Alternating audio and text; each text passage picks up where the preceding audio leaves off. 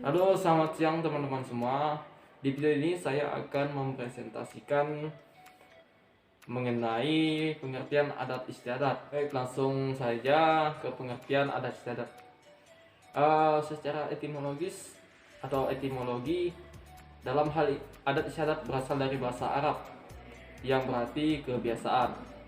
Jadi secara etimologi, adat dapat didefinisikan sebagai perbuatan yang dilakukan berulang-ulang lalu menjadi suatu kebiasaan yang tetap dan dihormati orang lain. Maka kebiasaan itu menjadi sebuah adat. Adat juga merupakan sebuah kebiasaan yang tumbuh dan terbentuk dalam atau dari suatu masyarakat atau daerah yang dianggap sebagai atau memiliki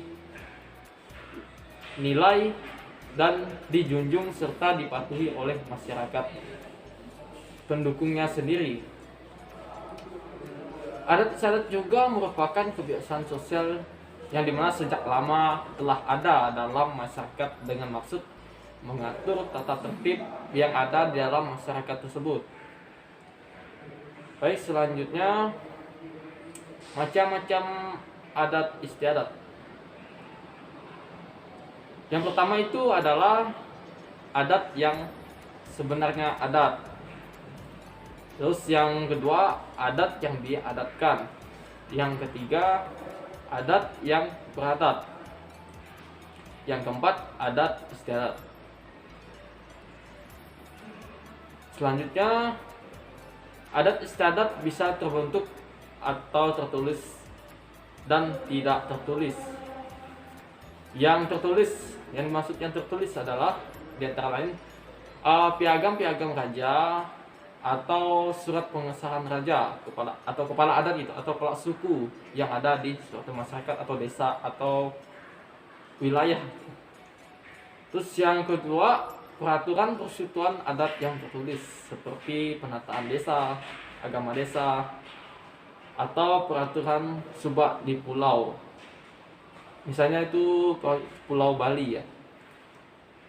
Terus selanjutnya adat istiadat yang tidak tertulis.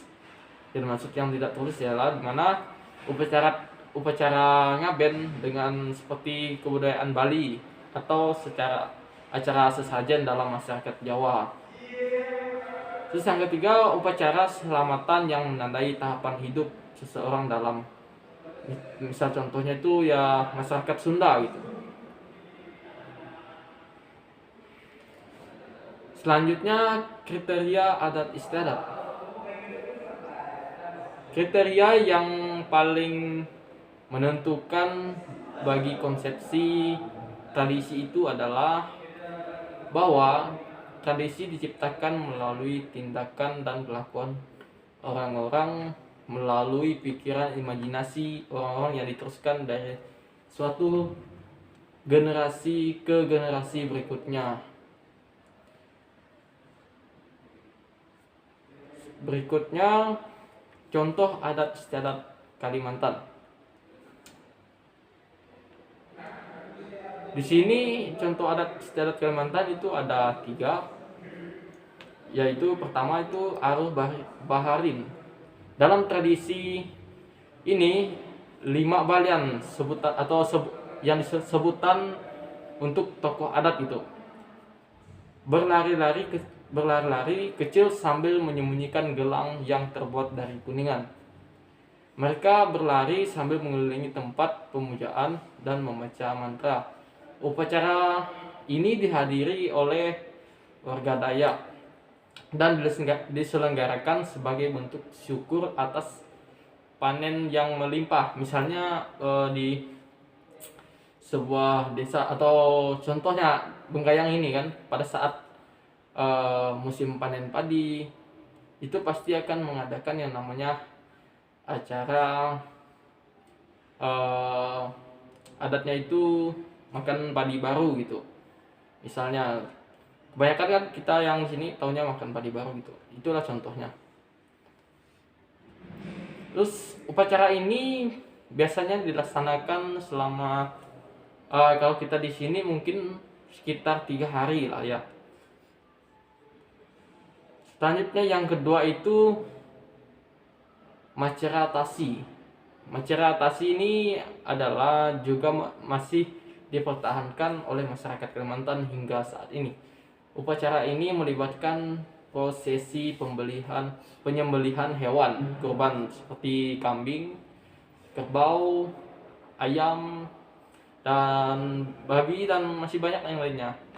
Proses penyembelihan ini dilakukan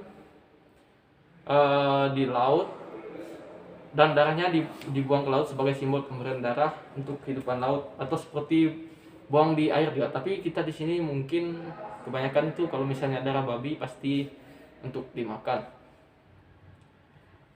Tujuan diselenggarakannya tradisi ini adalah untuk mendapatkan hasil, misalnya kayak yang di dalam sini kan hasil laut melimpah, tapi kalau kita di sini mungkin untuk mendapatkan hasil panen ladang yang melimpah. Yang ketiga, mandi Tian Mandaring. Upacara ini sering dilakukan untuk memperingati 7 bulan kehamilan. Tradisi ini juga menyerupai mitoni bagi masyarakat Jawa. Ini untuk khususnya masyarakat Jawa yang di Pulau Jawa. Dalam tradisi ini dibuat pagar mayang. Pagar mayang tersebut dibuat dari batang tebu yang diikat di dalam pagar. Kemudian akan ditempatkan air mayang, air bunga, keramas asam kamal, dan lain sebagainya. Ini mungkin kalau kita di Kalimantan atau masyarakat Dayak terutamanya, tradisi ini mungkin pas kehamilan itu pasti di depan rumah adanya menyimpan atau menyalakan api selama menjelang kelahiran anak gitu, pasti ada. Itu untuk istilahnya kalau orang ada itu untuk menjaga ya, bisa ada sesuatu yang tidak baik. Baiklah, saya akan melanjutkan presentasi dari kelompok kami, yaitu dengan poin yang kedua, judulnya unsur-unsur dalam kebudayaan. Unsur-unsur dalam kebudayaan ada 8, yaitu yang pertama ada sistem bahasa, sistem pengetahuan, sistem organisasi kemasyarakatan, sistem teknologi, sistem mata pencaharian, sistem ekonomi, sistem religi, dan sistem kesenian. Yang pertama ada sistem bahasa.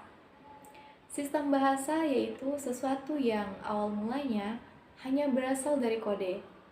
Nah, kemudian berubah menjadi tulisan, hingga pada akhirnya bisa menjadi lisan seperti sekarang, karena untuk memudahkan kita berkomunikasi antara sesama manusia, di mana manusia yang satu sama yang lain saling berkomunikasi tanpa adanya sistem bahasa, maka manusia tidak akan dapat berkomunikasi dan tidak akan mengerti maksud dari yang lain.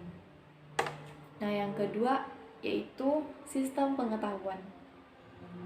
Sistem pengetahuan terlahir karena semua manusia memiliki akal dan pikiran yang berbeda tentunya, sehingga memunculkan dan menciptakan sesuatu yang berbeda pula. Pengetahuan tersebut harus disampaikan agar yang lain juga dapat mengerti apa yang dimaksudkan tersebut. Nah, di sini saya mengambil contoh, dengan adanya pengetahuan, maka manusia dapat berpikir dengan baik dan berpikir dengan cerdas. Dengan pengetahuan, manusia juga dapat berpikir bagaimana caranya kita bisa menghargai satu sama lain. Terus yang ketiga, ada sistem organisasi kemasyarakatan. Sistem ini muncul karena kesadaran manusia bahwa meskipun diciptakan sebagai makhluk yang paling sempurna, namun tetap memiliki kelemahan dan kelebihan masing-masing. Nah, jadi manusia itu gak ada yang sempurna. Manusia itu memiliki kelemahan dan kelebihan yang diciptakan oleh Tuhan masing-masing antar individu, sehingga timbul rasa untuk berorganisasi dan bersatu. Yang keempat ada sistem teknologi dan sistem teknologi. Sistem teknologi yang timbul karena manusia mampu menciptakan barang-barang dan sesuatu yang baru agar dapat memenuhi kebutuhan hidup dan membedakan manusia dengan makhluk hidup yang lain. Selain itu, mereka juga mempunyai sumber yang mana mereka dapat menghasilkan sesuatu barang.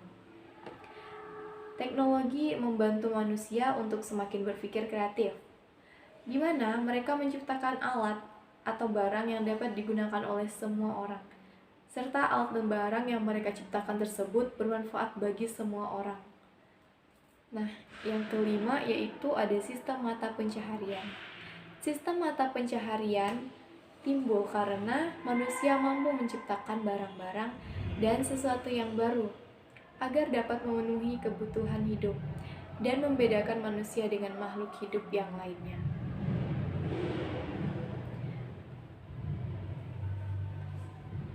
Sistem ekonomi sama dengan sistem mata pencaharian yang sudah dibahas sebelumnya. Pada sistem ini, manusia diharapkan mampu menciptakan barang dari hasil pemikiran mereka sendiri. Bahkan juga dari hasil pemikiran mereka juga dapat menghasilkan uang. Jadi di sini jika kita berpikir kreatif, kita menciptakan suatu produk, baik itu produk yang dikonsumsi atau produk yang dipakai. Nah, jadi kita menciptakannya dengan kreatif, maka itu akan mempunyai nilai jual yang lebih. Yang ketujuh ada sistem religi. Sistem religi yaitu sistem kepercayaan manusia terhadap adanya Sang Maha Pencipta yang muncul karena kesadaran bahwa adanya zat yang lebih dari Maha Kuasa. Di sini manusia percaya terhadap Tuhan karena mereka di sini menyadari bahwa Sang Pencipta itu benar-benar ada. Dari situ mereka mulai memiliki agama dan percaya kepada Tuhan. Yang terakhir, yang kedelapan yaitu ada sistem kesenian. Sistem kesenian tersebut memenuhi kebutuhan fisik manusia dan juga memerlukan sesuatu yang dapat memenuhi kebutuhan psikis mereka sehingga lahirlah kesenian yang dapat memuaskan. Baiklah, sekian dari penjelasan unsur-unsur dalam kebudayaan. Berikutnya akan dilanjutkan oleh teman saya, Evriya. Integrasi kebudayaan. Integrasi kebudayaan adalah salah satu cara masyarakat untuk mengikuti kebudayaan mayoritas namun mempertahankan kebudayaan yang dimilikinya. Kemauan untuk melakukan integrasi merupakan hal yang sangat penting untuk kelangsungan dalam sosial masyarakat.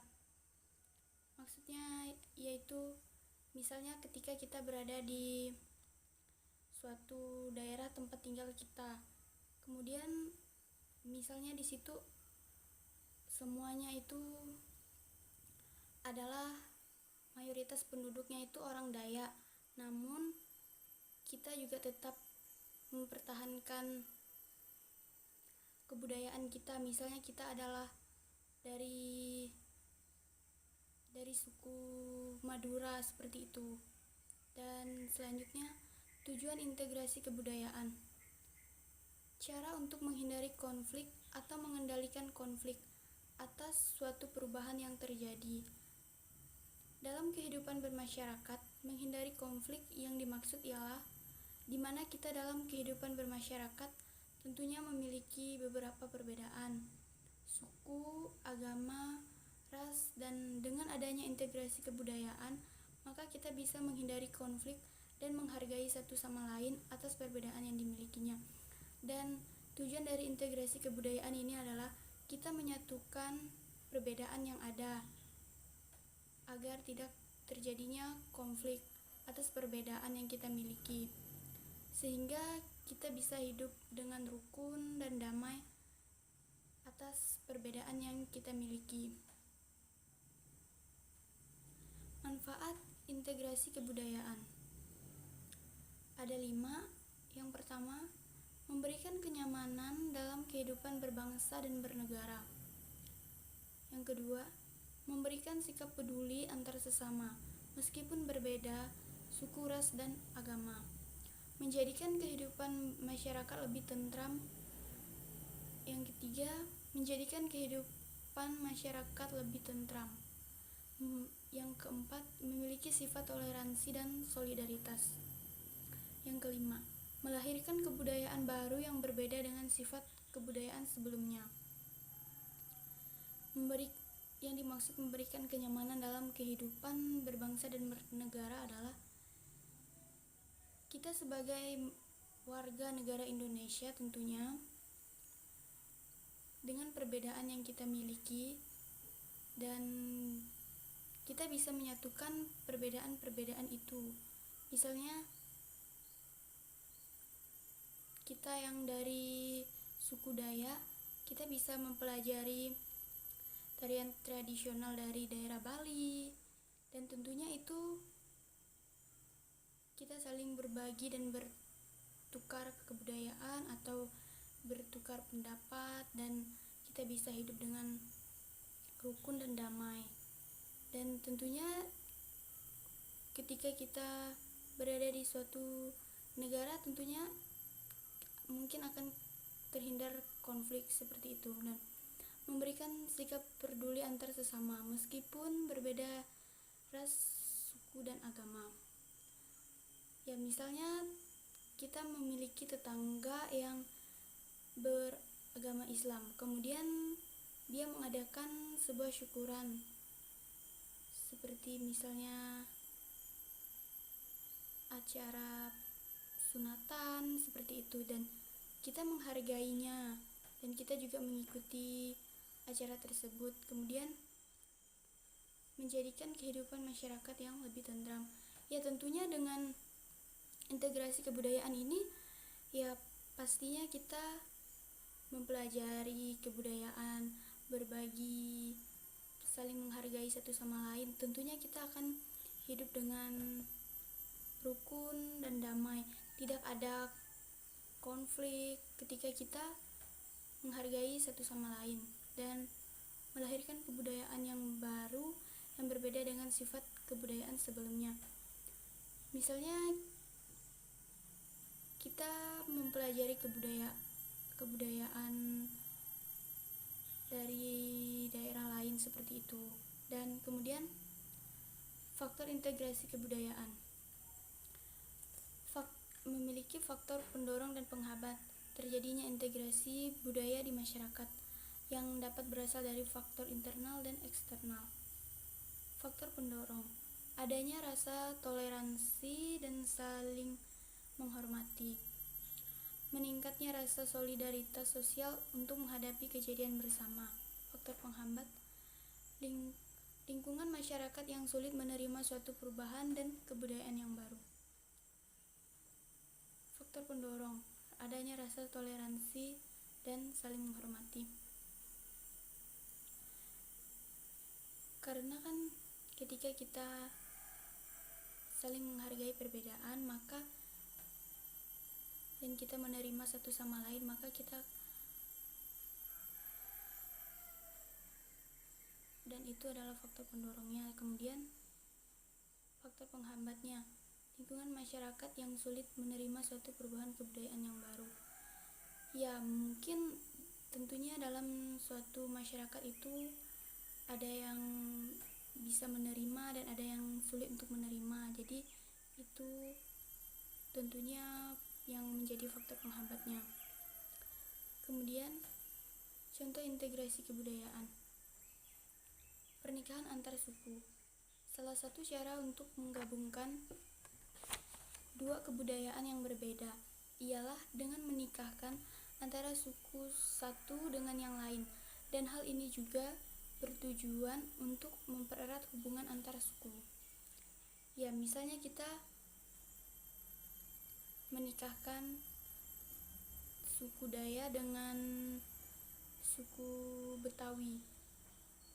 Ya, seperti itu contohnya. Kemudian tentunya kita akan menikahkan dengan suku Dayak dan Betawi tersebut, dan kita bisa menggabungkan sebuah kebudayaan, karena tentunya kebudayaan Betawi dengan Dayak itu tentunya berbeda. Kemudian dengan kita menikahkan antar dua suku tersebut, itu bisa mempererat hubungan antar suku dan kita bisa mempelajari kebudayaan mereka dan bisa menerima perbedaan yang ada.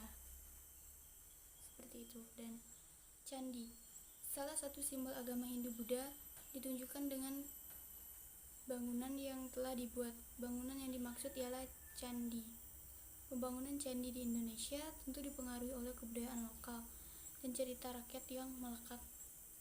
Ya, seperti candi-candi yang ada di Indonesia, tentunya ada Candi Borobudur, Candi Prambanan, seperti itu ya.